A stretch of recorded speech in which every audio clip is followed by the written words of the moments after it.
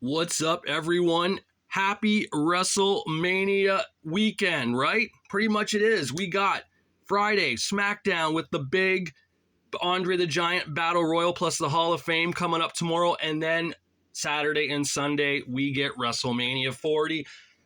So with that being said, I want to take a look back at my first WrestleMania I ever saw live on pay-per-view, and it was WrestleMania 5. That was the first one I ever got to see live on pay-per-view.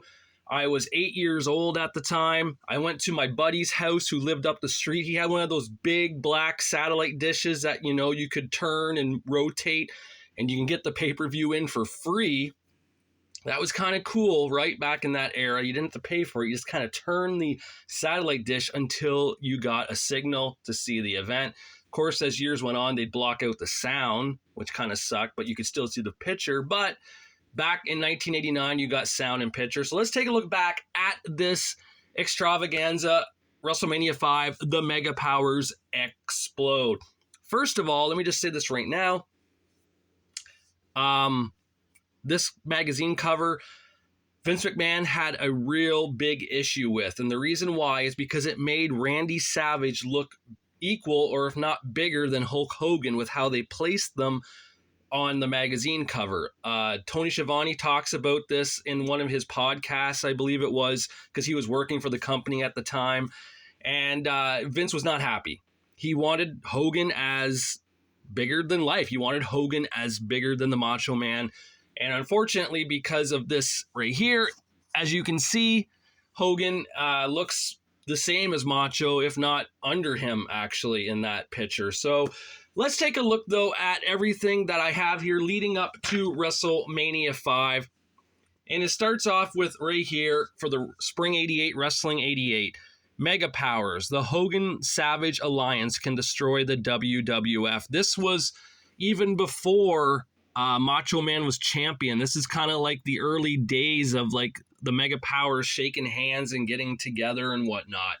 So they're kind of, are they already foreshadowing the future right then? That is insane. August 88 at PWI, Macho Madness, the torch is passed. There we see Randy Savage with the championship there, and Hogan on the cover with him. That I don't know where that would be. Probably for Saturday night's main event. I see an NBC microphone there. Inside Wrestling, August 88. What Randy Savage must do to escape the shadow of Hulk Hogan. So there we go already. We're getting, let me move this over a bit. We're getting kind of already foreshadowing that there's tension in between the Mega Powers, and the Mega Powers haven't even really proven themselves yet as a team. They would here at SummerSlam, though. Inside Wrestling, October 88, Mega Powers against the Mega Bucks. And things were doing well there, right? Macho and Hogan were a tag team. They had Mega Powers written on the back of their yellow trunks, both wearing red knee pads.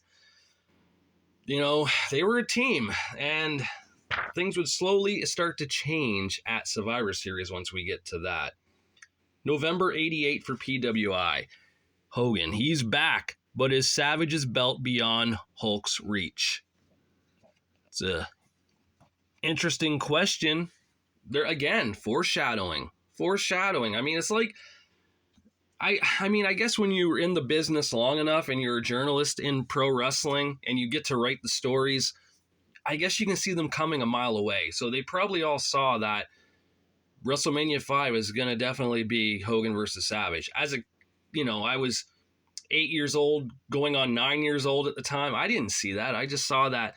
I didn't see that happening until around Royal Rumble, when Macho and Hogan had some issues within the Rumble. That's when I noticed it. April of 89. PWI. Has Savage signed to wrestle Hogan at WrestleMania 5?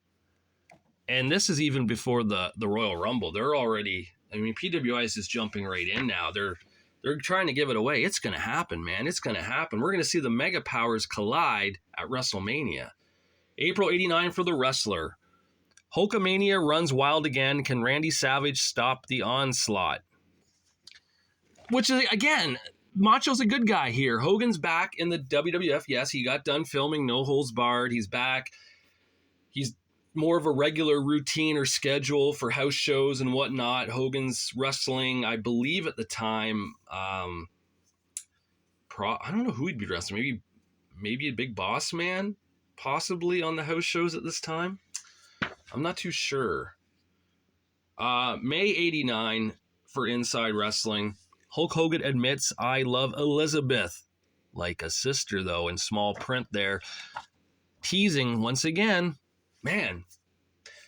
Just it's crazy to look back at this and see how much of a foreshadowing that Bill Apter and them did with these magazines to see the mega powers explode. Sports Review Wrestling, May 89.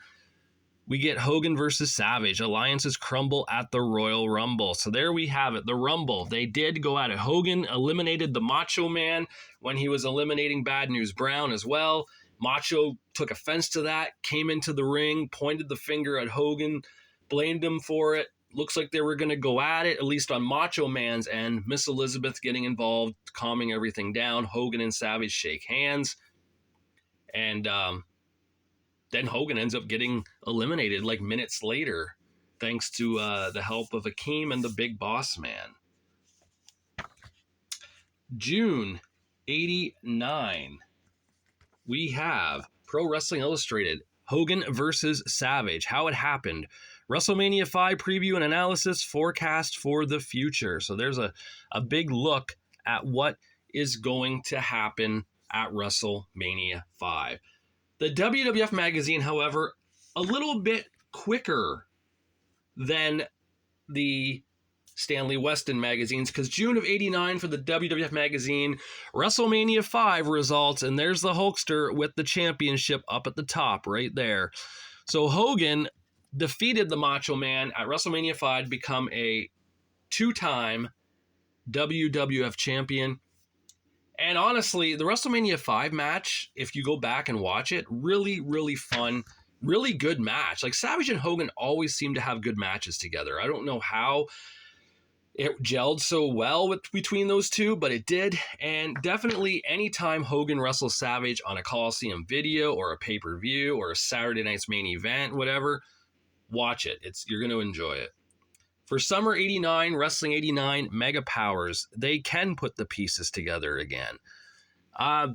Sure, in WCW many years later, but not at that time. July 89, Sports Review Wrestling, we get a special section, WrestleMania 5, complete match-by-match coverage, showing Hogan beating the Macho Man at that event.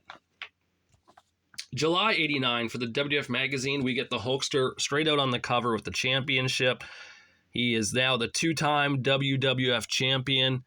He'd hold that until, of course, WrestleMania 6, when he would lose it to the Ultimate Warrior.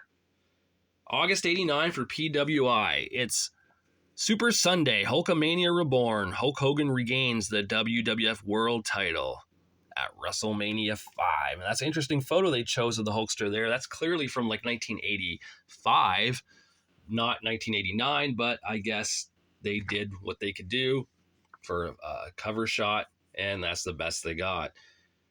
September 89 for Inside Wrestling. Savage is shamed by Hogan. Only Elizabeth can save him now.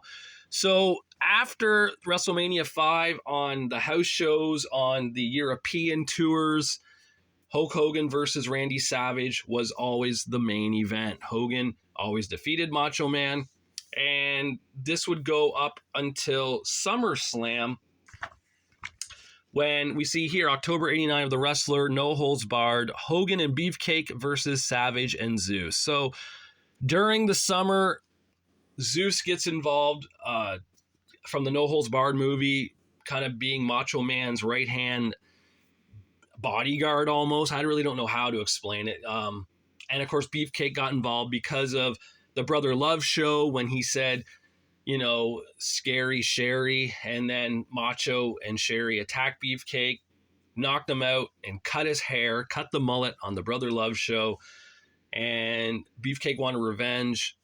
Beefcake and Macho Man had a match at Saturday Night's Main Event in July of 89.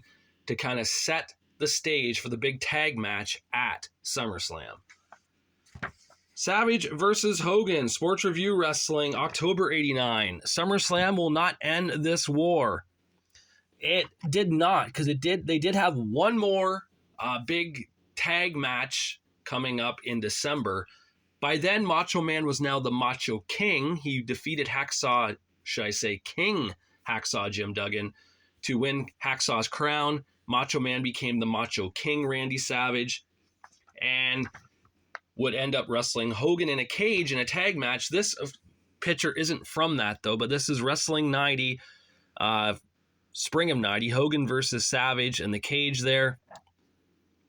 That would happen at a special pay-per-view called No Holds Barred, The Match, The Movie. That was in December of 1989, where Hulk Hogan and Brutus the Barber Beefcake defeated the Macho King Randy Savage and Zeus, the Human Wrecking Machine, in a big tag cage match. Hogan dropped 3 legs on Zeus to get the pin and send Zeus packing back to Hollywood. Hogan would then wrestle the Macho King one more time on TV, the main event, February of 1990. And of course, it was supposed to be Mike Tyson as the special enforcer referee. Mike Tyson, of course, lost to Buster Douglas just days before. So Buster Douglas, the new boxing champion, came in to ref the match between Hogan and the Macho King for the championship in February of 1990 on the main event.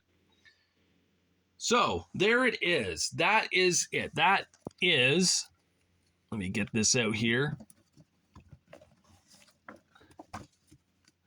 That's all involving WrestleMania. The Hogan Savage, I don't know if you want to call it a storyline, their feud, I don't know what you want to call it. It originally started on the episode September 1987, Saturday night's main event. Macho Man was wrestling the Honky Tonk Man for the Intercontinental title, and the Hart Foundation got involved. They were going to slam and smash that guitar over the Macho Man's head. Miss Elizabeth went and got the Hulkster. Hogan comes out, does the big save for Macho Man, and they have the iconic handshake. And they become pretty much forming the Mega Powers right then and there. They would go on to kind of get along and be friendly, I guess you can say. Macho Man was kind of doing his own thing with going after Honky. Hogan had his deals with the $1 Million Man and Andre the Giant. Hogan, of course, losing the title to Andre at the main event, the tournament, WrestleMania. Hogan, with the help of using a steel chair on the back of the $1 Million Man, Ted DiBiase, made sure the Macho Man Randy Savage would become WWF Undisputed Champion when he gave the top rope elbow drop to the $1 Million Man after that chair shot and pinned him 1, 2, 3 in the ring at WrestleMania 4, thus leading all the way to WrestleMania 5 and up until the main event.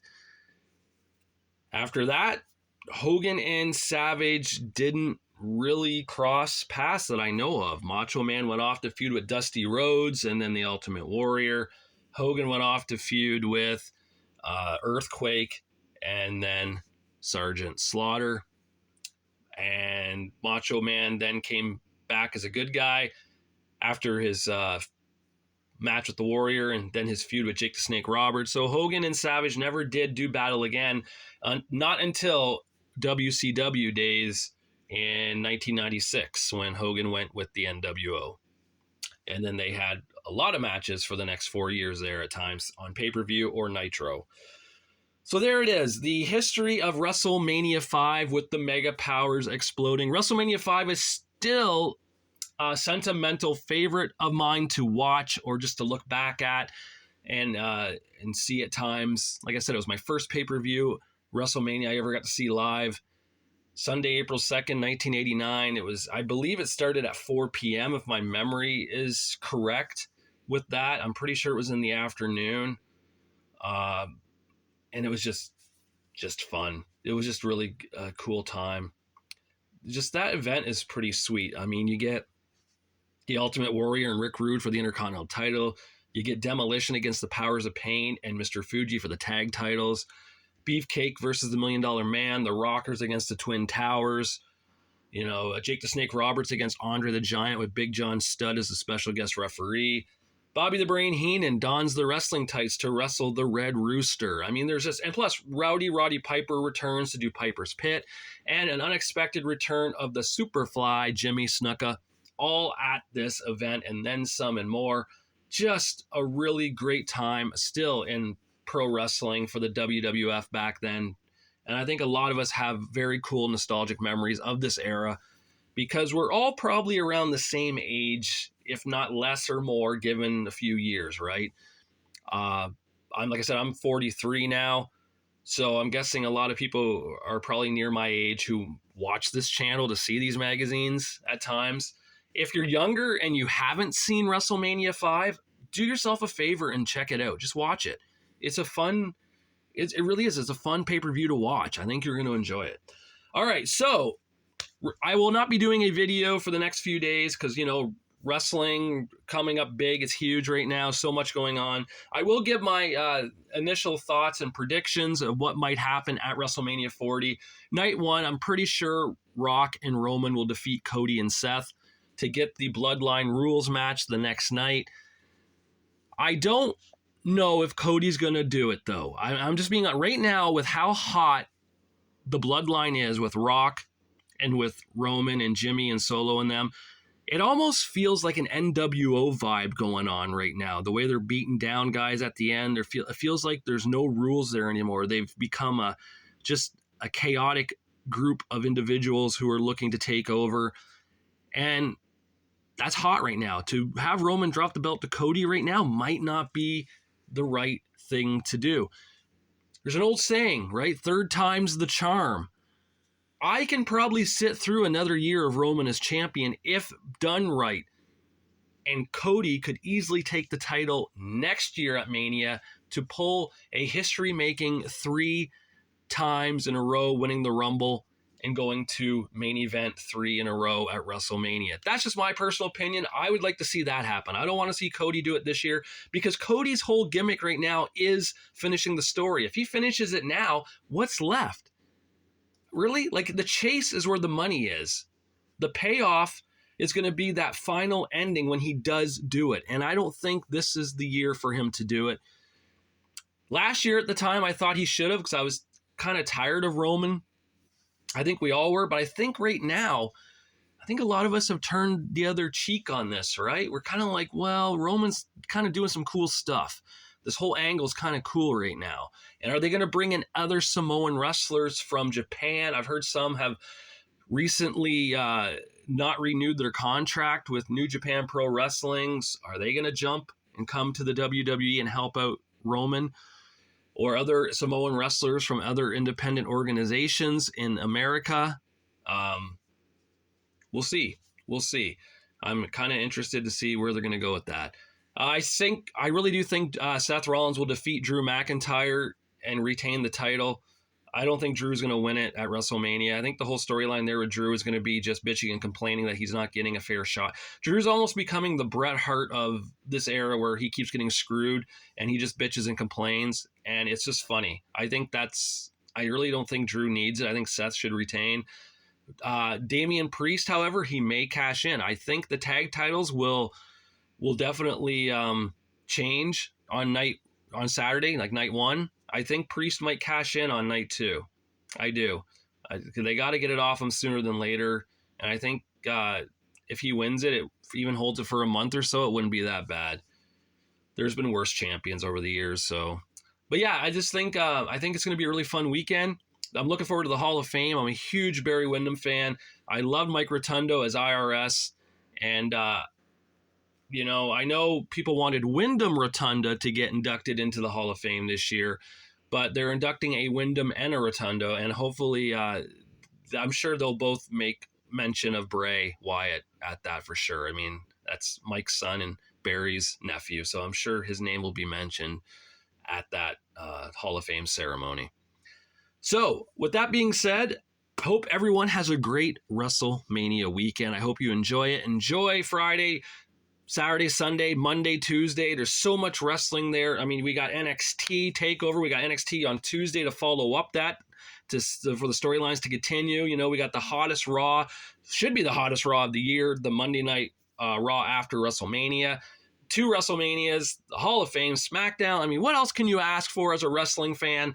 So sit back, enjoy the ride this weekend is going to give you, and I hope you enjoyed this video and this look back at WrestleMania 5, where the mega powers explode. Take care, everyone, and until I do my next one, I'll talk to you guys later.